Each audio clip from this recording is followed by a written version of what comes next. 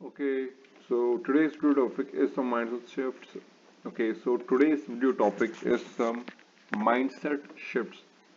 By what this I mean कि आप आपको अपने दिमाग में कुछ ऐसे परिवर्तन लाने हैं जिससे कि आप अपने काम के प्रति और अपनी लाइफ को बेहतर तरीके से जी पाओ एंड आप अपने काम को ज़्यादा अच्छे से कर पाओ without feeling different different emotions at the same time कि भाई मुझे करना चाहिए कि नहीं, कि या मेरे लिए सही है, या फिर ऑल दिस बुलशिट जो कि आपके दिमाग में आती है।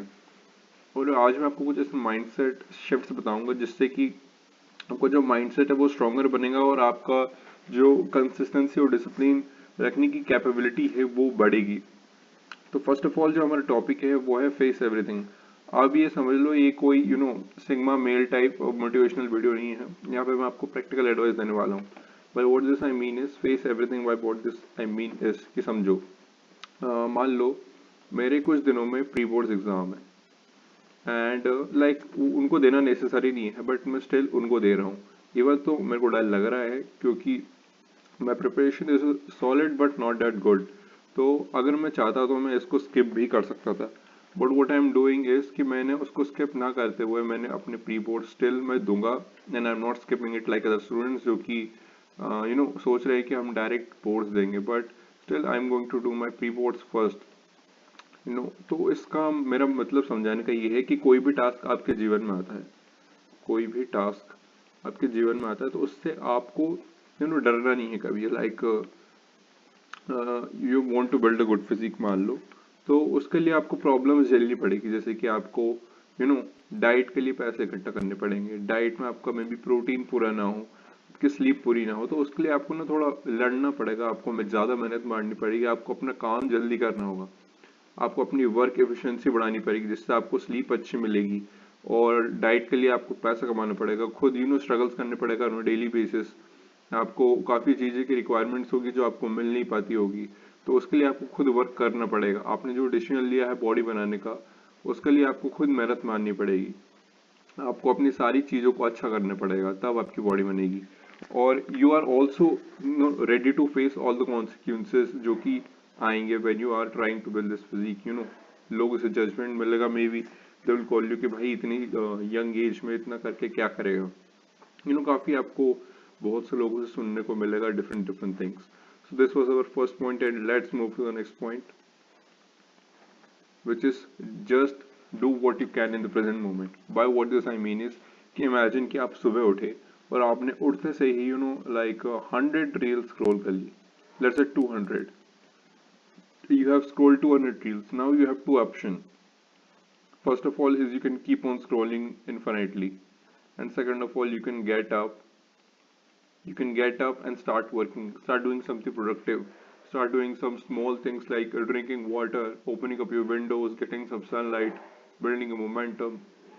ये सब छोटी छोटी चीज़ों से आप अपना मोमेंटम बिल्ड करके अपने काम पे बढ़ सकते हो। बट आपके पास वही ना दो चॉइस होती है, you can either choose to scroll और waste the rest of the day, और आप चाहो तो अपने दिन को प्रोडक्टिव बना सकते हो still even if you have scrolled in the morning.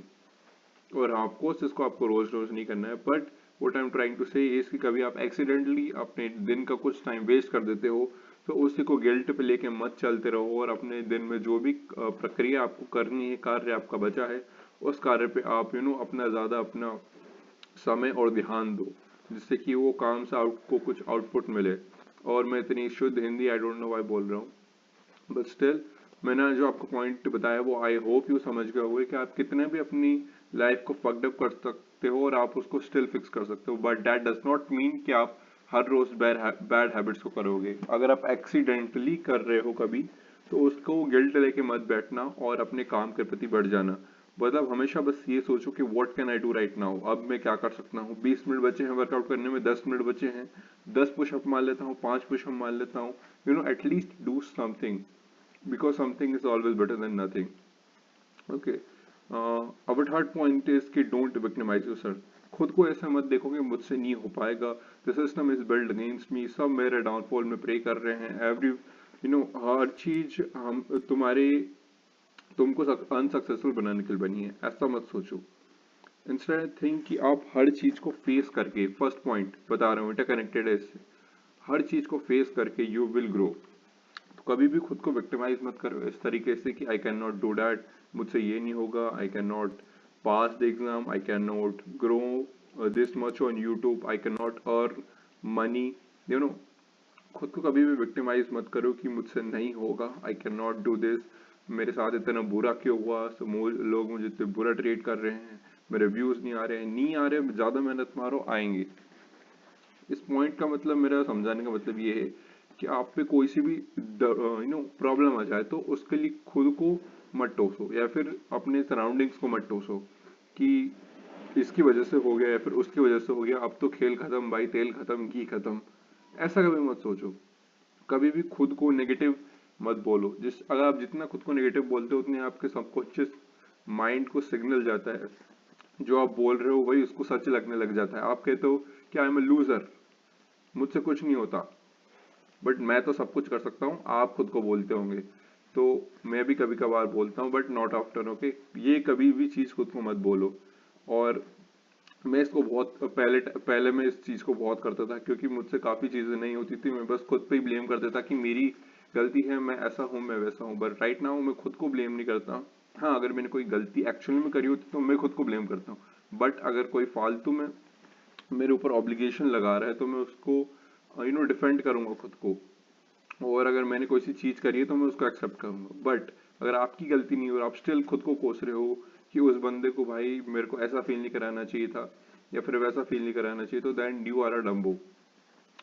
अगर आपकी गलती नहीं है तो don't victimise yourself, okay.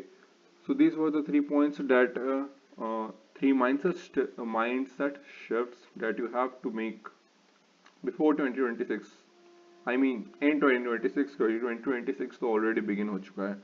And यार थैंक्स फॉर वॉचिंग। और थर्ड पॉइंट पे मैंने थोड़ा सा ऑफ टॉपिक चल गया था, तो उसको इग्नोर मार देना। और वीडियो में कोई भी आपको क्रिटिसिज्म लगे तो वो मुझे बताना। एंड यार थैंक्स फॉर वॉचिंग।